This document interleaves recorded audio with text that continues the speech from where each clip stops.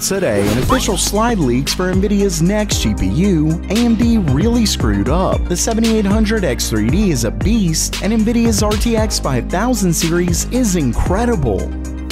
Welcome everyone to Gamer Melt.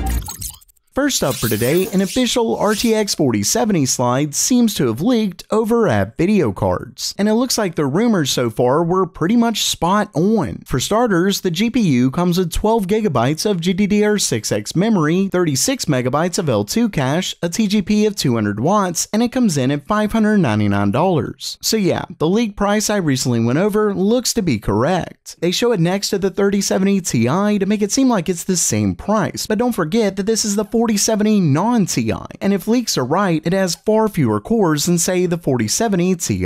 Of course, with all of that said, it's not the worst price, but it's definitely still expensive. And that's why I suggest learning something that can earn you enough to afford one of those GPUs, like computer science with today's sponsor, Brilliant, the best way to learn not only computers but other STEM fields, which is expected to grow 11% by 2031. So there's huge opportunity that you can take advantage of, and Brilliant is an amazing way to start because they make learning STEM easier than ever, which is by getting you to jump in there and do it yourself with fun, interactive puzzles. Whether that's making a decision box with lasers, the best way to pack robots into a container, and even simulating a Mars rover, Brilliant teaches you in some of the most unique and interesting ways. And you can even do all of this on your phone through their amazing app. To top it off, they're offering my viewers a free 30-day trial when you visit brilliant.org/gamermelt. And when you love it, because you will, you can get 20% off the annual premium. Once again at brilliant.org/gamermelt.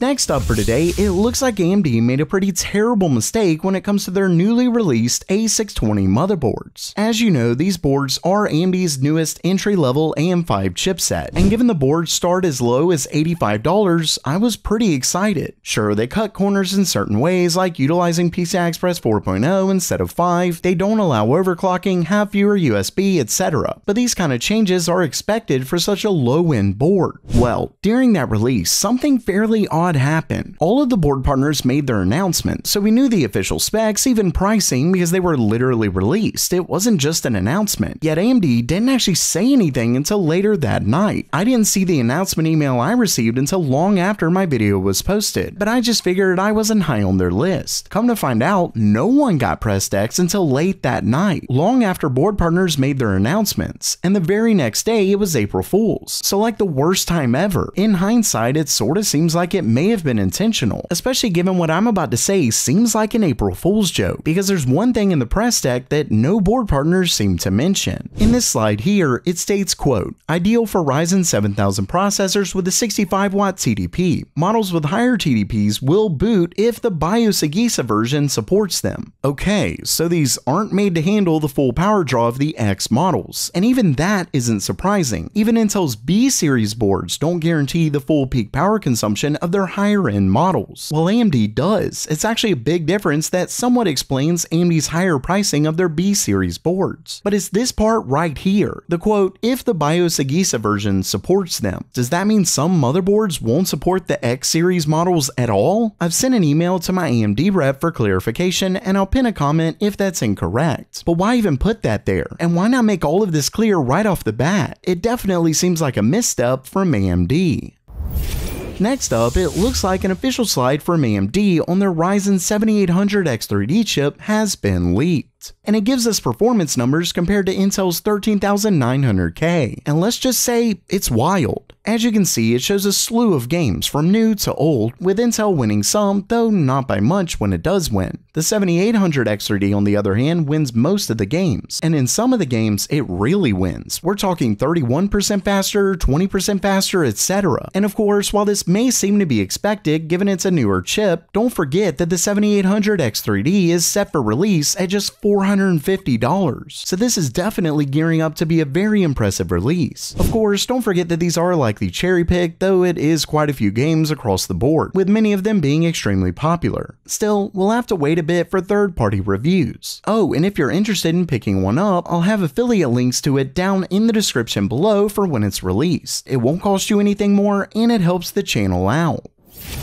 And lastly for today, we have a huge story on Nvidia's next-gen RTX 5000 series of GPUs. Of course, their 4000 series is still fairly new at this point, but it takes a long time to make processors like these, so they're definitely working on it and have been for quite some time. Either way, the story comes from a video by Rec Gaming Tech, where he goes over some new information he received about their next generation of GPUs, codenamed Blackwell. For starters, Nvidia is planning to continue their use of monolithic dies for the next gen. Apparently, it could change depending on where they think AMD will be, but for now, that's the idea. He also believes that they'll be on a custom version of TSMC's 3nm process. That's obviously not a surprise, but what is that they're doing a full overhaul of the architecture. He's heard that there are hyperspeed bus interlinks between the SMs, as well as a big focus on ray tracing and path tracing. Plus there's GDDR7 support and PCI Express Gen 5. Then we're looking at clock targets of over 3 GHz, though not for the GB100 GPU, but that's likely not a gaming card anyway. And all of this brings together some huge performance targets versus last gen. According to this, Nvidia is aiming for a 2 to 2.6 times performance increase over last gen, with the actual gaming GPUs likely being on the lower end of that. Still, a 2 times performance increase is a massive jump. And finally, he goes over some early spec targets, but keep in mind that these can change. Really, all of it can. This is what Nvidia is planning for their next gen. But either way, we can see that the GB102, which should be the gaming GPU, think 5090, apparently comes with 144 SMs, 384-bit GDDR7 memory bus, and a whopping 96 megabytes of L2 cache. Now, as far as the SMs, he doesn't know exactly how many cores per SM it'll be, especially given there's apparently a big change there. Regardless, Nvidia's next gen is looking like a massive jump over the 4000 series. Hopefully it doesn't also mean a massive jump in price.